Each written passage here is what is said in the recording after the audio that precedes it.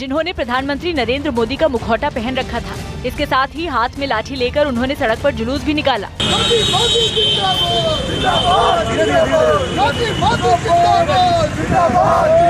इस दौरान जुलूस निकाल रहे कार्यकर्ताओं ने कुछ दुकानदारों को प्रधानमंत्री की रैली में आने का न्योता भी दिया।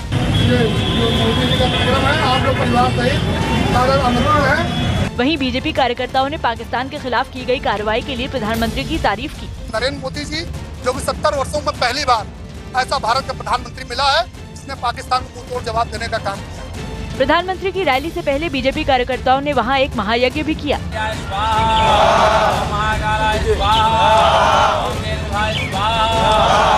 यज्ञ कर रहे कार्यकर्ताओं ने दावा किया कि 2019 चुनाव में भी बीजेपी 400 से ज्यादा सीटों पर जीत हासिल करेगी। भारत में हम 400 सीटों से प्लस विजय होंगे, इसको लेकर हम मनोनीत कर रहे हैं। पूजा पाठ के दौरान बीजेपी कार्यकर्ताओं ने नरेंद्र मोदी के दोबारा प्रधानमंत्री बनने की प्रार्थना भी की। उधर कोलकाता में कांग्रेस कार्यकर्ताओं ने राफेल डील में घोटाले का आरोप लगाते हुए प्रदर्शन किया। राफेल डील से जुड़े अहम दस्तावेज चोरी होने की जानकारी सामने आने के बाद राहुल गांधी ने मोदी सरकार पर हमले तेज कर दिए, जिसका असर कोलकाता में भी दिखाई दिया, जहां कांग्रेस कार्यकर्ताओं ने बड़ी संख्या में इकट्ठा होकर मोदी सरकार के खिलाफ रैली निकाली, जिसमें शामिल एक शख्स के कंधे पर पीएम का पुतला रखा नजर आया। कलकत्ता में शोर है, चौकीदार चोर है, दिल्ली में शोर है, चौकीदार चोर है। प्रदर्शन कर रहे कांग्रेस कार्यकर्ताओं के हाथों में राफेल की तस्वीर वाले पोस्टर दिखाई दिए, जबकि कुछ लोग दस्तावेज चोरी होने की सीबीआई जांच कराए जाने की मांग लिखे पोस्टर पकड़े भी नजर आए।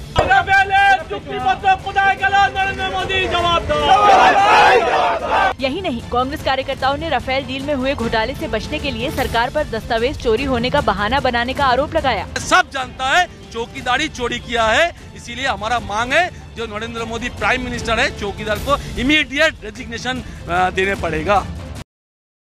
उत्तर प्रदेश के कानपुर में एसपी विधायक अमिताभ वाजपेयी ने कार्यकर्ताओं के साथ सीवर की सफाई कर सरकार के खिलाफ विरोध जताया। बताया गया कि इलाके में सीवेज भराव की समस्या के खिलाफ एसपी विधायक कई घंटे से धरने पर बैठे थे, लेकिन प्रशासन की ओर से किसी अधिकारी के नहीं आने के बाद वो कार्यकर्ताओं के साथ खुद ही सीवर की सफाई करने में जुट गए और रस्सी बाल्टी की मदद से सीवर के अंदर जमा कचरा बाहर निकालने लगे। विधायक को सीवर सफाई करता देख दूसरे कार्यकर्ता भी इकट्ठा हो गए और सरकार के खिलाफ नारेबाजी करने लगे। सरकार सर्व करो।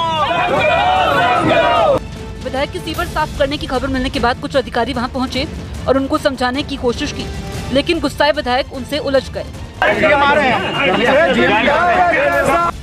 विधायक अमिताभ वाजपेयी ने आरोप लगाया कि सीवर लाइन जाम होने की वजह से उसका गंदा पानी सप्लाई के पानी में मिलकर लोगों के घरों में पहुंच रहा है, लेकिन कई बार शिकायत करने के बाद भी विभाग ने उसके लिए कोई कदम नहीं उठाया। विधायक सड़क पे बैठा है 2 घंटे से, लेकिन कोई अधिकारी पूछने नहीं आया। आखिर मजबूर होकर हम लोगों ने सीवर को स्वयं साफ करने का निर्णय लिया है। अब जो बन पड़ेगा हम करेंगे। इस नाकारा और बेशरम सरकार से हम लोग कोई उम्मीद नहीं है। हालांकि अधिकारियों के समझाने के बाद उन्होंने धरना खत्म कर दिया और प्रदेश सरकार के खिलाफ प्रदर्शन करते हुए वहां से चले गए।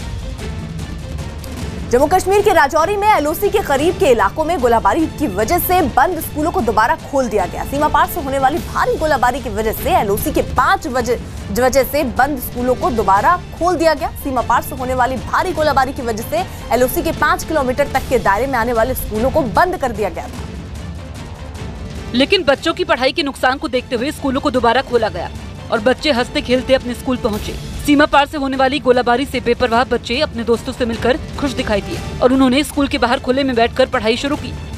हालांकि स्कूल बंद रहने से टीचरों की दिक्कतें भी बढ़ गई, क्योंकि कुछ दिन बाद ही बच्चों की परीक्षा होनी है, लेकिन स्कूल बंद रहने से उनकी पढ़ाई को काफी नुकसान हुआ, जिसकी वजह से स्कूलों को दोबारा खोला गया। वहीं सीमा पर तनाव का बच्चों की पढ़ाई पर असर न पड़े, इसके लिए स्कूलों में ही बंकर बनाने का फैसला भी लिया गया और स्कूल के पास ही कंक्रीट के बड़े बंकर बनाने का काम शुरू किया गया। कंक्रीट के इन बंकरों के बनने के बाद भारी गोलाबारी के समय भी स्कूल बंद करने की नौबत नहीं आएगी और बच्चे उनके भीतर अपनी पढ़ाई जारी रख सकेंगे। जितने हमारे बॉर्डर के नज़दीक जो स्कूल हैं और जो प्राइमरी हेल्थ सेंटर्स हैं या सब सेंटर्स हैं, इनको भी कम्युनिटी बंकर्स बनाकर इसके कवरेज में लाया जाएगा, ताकि जो स्कूल के बच्चे हैं उनकी पढ़ाई न ज़ाया हो। वहीं ऐसे कई बंकर लोगों के मकानों और खेतों के पास भी बनवाए गए, ताकि लोग गोलीबारी से बचने के लिए इनका इस्तेमाल कर सकें। फायरिंग शुरू हो जाती है तो अगर दूर है तो फिर मुश्किल है, घरों में रहना पड़ता था। घर जो है इतना ताकतवर नहीं होता था, अब तो आसानी होगी लोगों को अगर हर घर के पास एक बंकर है। वहीं घर और स्कूलों में बंकर बनवाने का काम शुरू होने से लोगों ने भी राहत की सांस ली और सरकार का शुक्रिया अदा किया।